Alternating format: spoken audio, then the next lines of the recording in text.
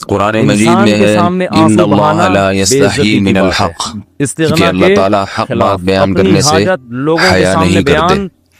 حدیث میں بھی بعض ایسے مسائل کو اللہ کے رسول نے بیان کیا ہے صلی اللہ علیہ وسلم نے جو بظاہر حیا کے خلاف ہیں، مگر اس لیے بیان کیا کہ اگر آپ صلی اللہ علیہ وسلم بیان نہ کرتے تو لوگ ان بے شرمی کے کاموں میں مبتلا ہو جاتے۔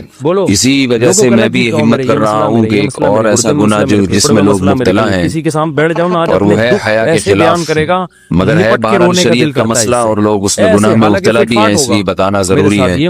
وہ یہ ہے کہ لوگ شادی کے بعد بھی آج کی نوجوان نسل زوجہ سے بیوی سے غیر فطری طریقے سے ہم بستری کرتے ہیں، انٹرنیٹ پہ بےہودہ فلمیں دیکھتے ہیں، تو جو چیز انگریزوں کی دیکھ رہے ہیں کہ ان کے کلچر آہستہ آہستہ میڈیا کے ذریعے ہمارے معاشرے میں بھی آ رہا ہے۔ اللہ کے رسول صلی اللہ علیہ وسلم نے لعنت فرمائی ہے، ایک روایت میں ہے کہ اللہ اس کی طرف دیکھے گا نہیں کہ جو اپنی زوجہ سے پچھلے راستے سے ہم بستری کرے گا۔ یہ بیماری بھی، یہ گندگی بھی لوگوں میں پھیلتی جا رہی ہے، خاص طور پہ جن کو لڑکوں سے بدفعلی کی عادت پڑ جائے تو وہ زوجہ سے فطری راستے سے ہم بستری نہیں کرتے۔ اللہ نے فرمایا کہ نساؤکم حرث لکم، یہ تمہاری زوجات ہیں، بیویاں ہیں، یہ نسل بڑھانے کے لیے ہیں، تو اسی راستے میں انسان اپنی خواہش کو پوری کر سکتا ہے جس راستے سے نسل بڑھتی ہے۔ اس کے علاوہ کسی اور راستے سے اپنی خواہش کو پورا کرنا یہ حرام ہے، گناہ کبیرہ ہے، گندگی ہے۔ ہمارے پاس کیسز آتے ہیں، پاک دامن لڑکی کی شادی ہوتی ہے، لڑکا بھی بظاہر بڑا نیک، لیکن کیا ہے لڑکا چونکہ ٹھرکی ہوتا ہے، شہوت کا درندہ ہوتا ہے، تو وہ یہ نہیں دیکھتا کہ میں اپنی بری خواہش مٹانے کے لیے میں اپنی زوجہ کو غیر فطری طریقے پر مجبور کیسے کر سکتا ہوں، تو مجبور کرتا ہے پھر اپنی بیوی۔ اس میں جو عورتیں زیادہ پاک دامن نہیں ہو، نیک نہ ہو، یا ان کو یہ ڈر ہو کہ طلاق ہو گئی تو ہم کہاں جائیں گے، وہ پھر اپنے شوہر کے ساتھ اسی غیر فطری طریقے پر آمادہ ہو جاتی ہیں، اور اس کا عذاب اور اس کا وبال یہ ہوتا ہے کہ کچھ دنوں میں ان کو بھی اسی کی لت پڑ جاتی ہے۔ انسان جب بھی کوئی غیر فطری راستہ اختیار کرتا ہے، آخرت کا عذاب تو بعد میں، دنیا کا عذاب یہ آتا ہے کہ پھر اس کو لذت فطرت میں آتی نہیں ہے، تو جو راستہ اللہ نے رکھا اس میں اس کو لذت نہیں آئے گی، وہ گندگی میں گھسنے کی کوشش کرے گا، اس کی بھی فطرت خراب ہو جاتی ہے، اور جس کے ساتھ یہ بدفعلی کی جائے اس کی بھی فطرت خراب ہو جاتی ہے،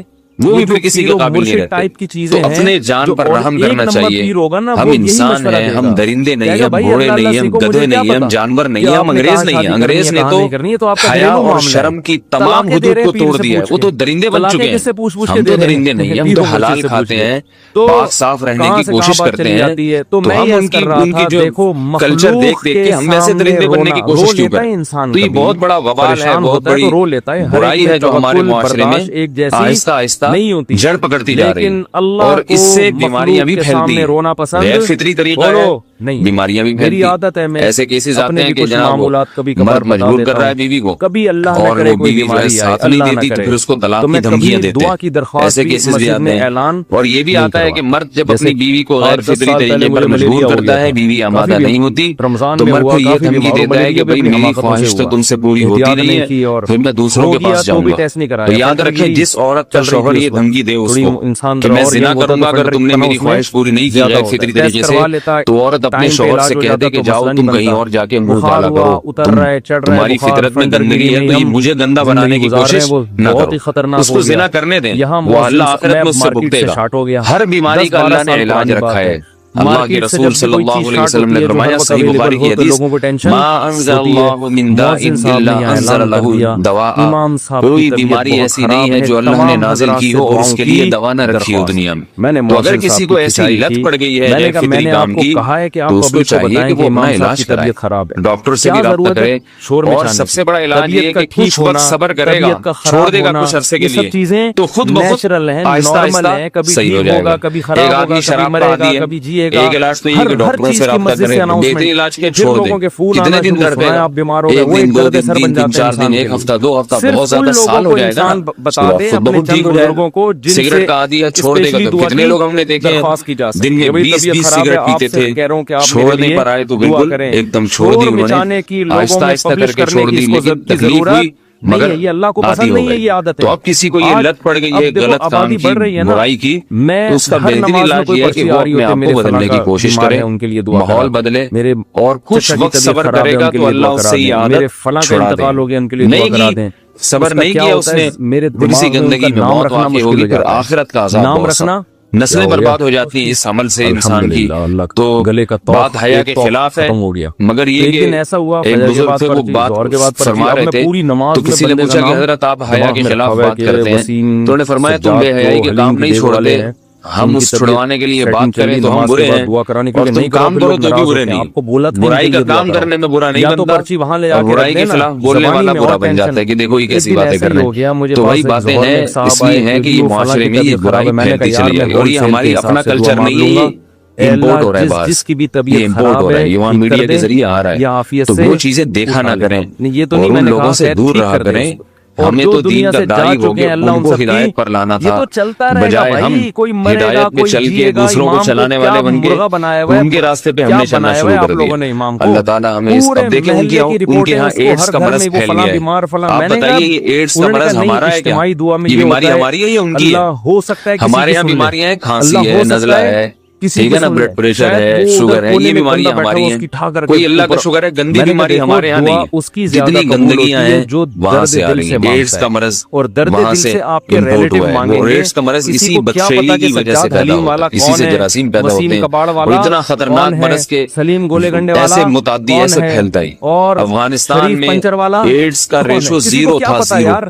وہ جانتے نہیں تھے کہ ایڈز کا مرض ہوتا کیا ہے. جب سے امریکن آرمی، برطانیہ آرمی افغانستان میں آئی ہے، فوجی آئے ہیں، افغانوں میں ایڈز کا مرض پھیل گیا، وہاں بدخیلیاں شروع کر دی ہیں. کوئی بزرگ ہیں تو وہ تو حالانکہ ان کے لیے زنا کتنا سستا ہے، کتنا سستا ہے نا ان کے لیے زنا، پھر بھی وہ لڑکوں کی طرف مائل ہوتے ہیں.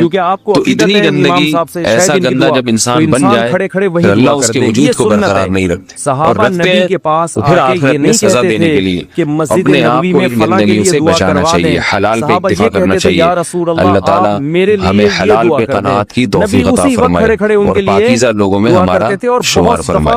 اگر شادی شدہ عورت 40 دن میں بھی ایک دفعہ ارشاد فرمایا کہ میری امت حیا کے خلاف مسائل ہے نا، یہ اس چینل پہ میں پوچھا کروں، مرد پر لازم ہے کہ کم سے کم 4 مہینے میں بیوی سے ایک دفعہ وہ لازمی ہم بستری کرے. تو اگر وہ 4 مہینے میں ایک دفعہ بھی نہیں کرتا تو پھر جو ہے وہ دیانتاً ذمہ دار ہوگا. اس بات کا خطرہ ہے کہ وہ گناہ گار ہو، کیونکہ حضرت عمر رضی اللہ تعالیٰ عنہ نے قانون بنایا تھا کہ 4 مہینے سے زیادہ کوئی بیوی سے دور نہ رہے. تو کم سے کم اتنا ہے لازمی.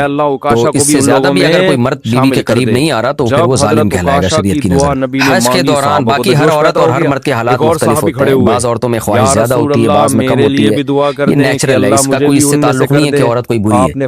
بعض عورت میں یہ خواہش نفس بہت زیادہ ہوتی ہے، اس کی ریکوائرمنٹ بہت زیادہ ہوتی ہے، تو لوگ پھر مرد اس بیوی کو برا سمجھنا شروع کر دیتے ہیں، لیکن اس کا برائی اور اچھائی سے تعلق نہیں. جیسے مردوں میں صحت کے لحاظ سے اور ان کے جو مینٹل ہیلتھ ہے اس کے لحاظ سے مردوں میں فرق ہوتا ہے، کسی میں خواہش بہت زیادہ ہوتی ہے، کسی میں کم ہوتی ہے. تو اس طرح خواتین میں بھی ہوتی ہے، بہت سے پاکدامن عورتیں ہوتی ہیں لیکن ان میں ڈیزائر بہت زیادہ ہوتی ہے.